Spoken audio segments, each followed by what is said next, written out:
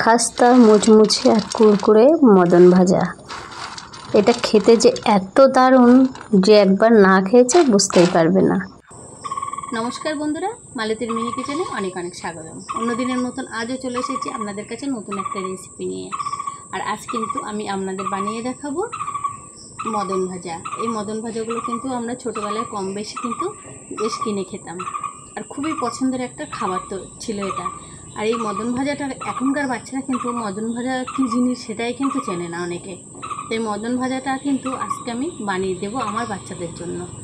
ছোটোবেলার সেই স্মৃতিকে ফিরিয়ে আনার জন্য কিন্তু বাড়িতে আজকে আমি ঠিক হুবহু সেই মদন ভাজা তৈরি করে দেখাবো আর বাচ্চাদেরও খাওয়াবো।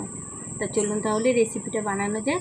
আর আশা করি আপনাদের অনেক অনেক ভালো লাগবে। আর ভালো লাগলে প্লিজ একটা লাইক কমেন্ট শেয়ার করে দেবেন, সাবস্ক্রাইব করতে ভুলবেন না। সাবস্ক্রাইব করে পাশে থাকবেন আর পাশে থাকা বেল আইকনটা প্রেস করে দেবেন, তাহলে ভিডিও ছাড়ার সাথে সাথে নোটিফিকেশানটা আপনাদের কাছে গিয়ে আগে পৌঁছে যাবে। আর যে সকল বন্ধুরা এখনও আমার চ্যানেলে নতুন তারা প্লিজ একটা সাবস্ক্রাইব করে আমার পাশে থাকবেন। আর দেখুন আমাদের ছাদ বাগানে কত গাছে কত ফুল ফুটেছে, আর গোলাপ গাছটাই কিন্তু একদম ভরপুর হয়ে গেছে। এই ফুল গাছটায় কত সুন্দর বড় বড় বেশ ফুল ফুটেছে, ফুলগুলো কত বড় বড় হয়েছে। আর সারা ছাদ বাগান কিন্তু একদম সবুজে সবুজ হয়ে গেছে। প্রত্যেকটা গাছে কিন্তু ফুল, সকালে কিন্তু অনেক ফুল তুলে ঠাকুরকে দেওয়া হয়ে গেছে। আর গাছটায় দেখুন প্রচুর গোলাপ ফুটেছে একটা গাছে।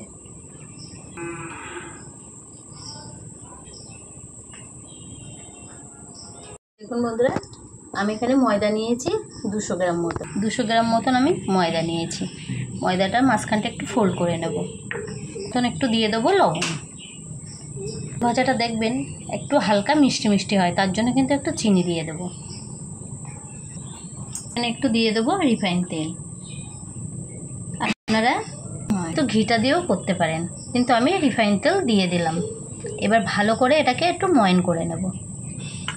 হাত দিয়ে ঘষে ঘষে কিন্তু ময়নটা করে নেব।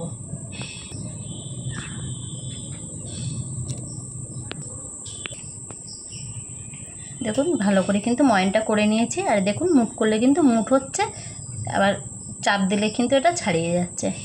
পারফেক্ট কিন্তু ময়নটা দেওয়া হয়ে গেছে। এবার জল দিয়ে একটা ডো তৈরি করে দেব। আর জলটা কিন্তু খুব অল্প অল্প দেবেন, থাকবো কিন্তু এরকম শক্ত করে আমি মেখে নিয়েছি। আর এটা কিন্তু শক্ত করেই মাখতে হবে, না হলে কিন্তু এতে যেহেতু চিনি দেওয়া আছে পরে কিন্তু একটু নরমও হয়ে যাবে। সেই জন্য কিন্তু অনেক টাইট করে এটা মেখে নিয়েছি। আর এটাকে আমি 10 মিনিটের জন্য একটু রেস্টে রেখে দেবো। এখন ফিরে এলাম 10 মিনিট পর। আর 10 মিনিট পর দেখুন অনেকটাই কিন্তু নরম হয়ে এসেছে, আর চিনিগুলোও কিন্তু বেশ গলে গেছে। আর একটু কিন্তু এবার মেখে নেব। ময়দার গুঁড়ো ছড়িয়ে কিন্তু এটা মেখে নেব।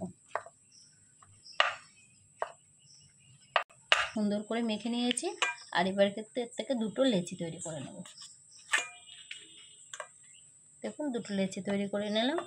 একটা লেচি নেব আর কিন্তু গোল করে নেব। সামান্য একটু ময়দার গুঁড়ো ছড়িয়ে দেব, একটু বেলে নেব। এরকম কিন্তু মোটা তো করে তৈরি করে নিয়েছি। আর এটা কিন্তু তেলে দিলে অনেকটাই ফুলে যাবে। ঠিক এরকম মোটা করেই কিন্তু এটা বেলতে হবে। আর এবার কিন্তু বেশ সরু সরু করে আমি কেটে নেব।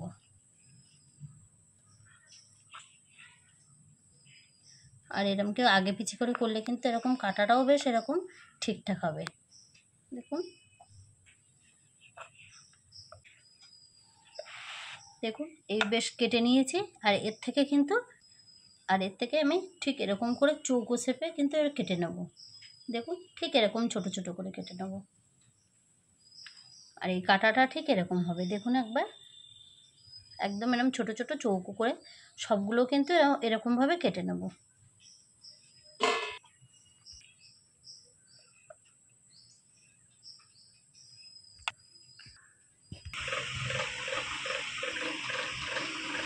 কিন্তু সবগুলো আমি দেখুন তৈরি করে নিয়েছি ছোট ছোট সাইজ। আর কত ছোট ছোট চৌকো চৌকো হয়েছে। আর এগুলো আমি এবার তেলে ভেজে নেব।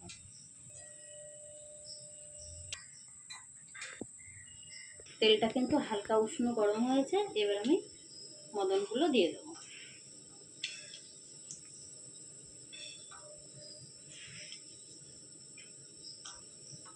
দেখুন তেলটা কিন্তু খুব বেশি গরম হয়নি, এমনি এমনি কিন্তু এগুলো ছেড়ে যাবে। দেখুন এমনি এমনি কিন্তু মদনগুলো বেশ ছেড়ে গেছে আর ফুলে ফুলে অনেকটাই বেশ ফুলে গেছে। এবার একটু ঝাঁঝরি দিয়ে নাড়াচাড়া দিয়ে দেবো। আর এটা কিন্তু খুব অল্প আঁচেই ভাজতে হবে, তাহলে কিন্তু বেশ শক্ত মুচমুচে আর খাস্তা হবে। আর এগুলো কিন্তু বেশ শক্ত করে ভেজে নেবো, লাল লাল করে। দেখুন বেশ 5-7 মিনিট ধরে কিন্তু ভেজে নিয়েছি। মদন ভাজাগুলো কিন্তু একদম লাল লাল হয়ে গেছে, এর থেকে বেশি কিন্তু লাল করব না, তাহলে পুড়ে যাবে। আর পুড়ে গেলে কিন্তু একটু তেতো ভাব লাগে। নামিয়ে নিলাম। বাকিগুলো কিন্তু এর ভিতরে আস্তে আস্তে ছেড়ে দেবো।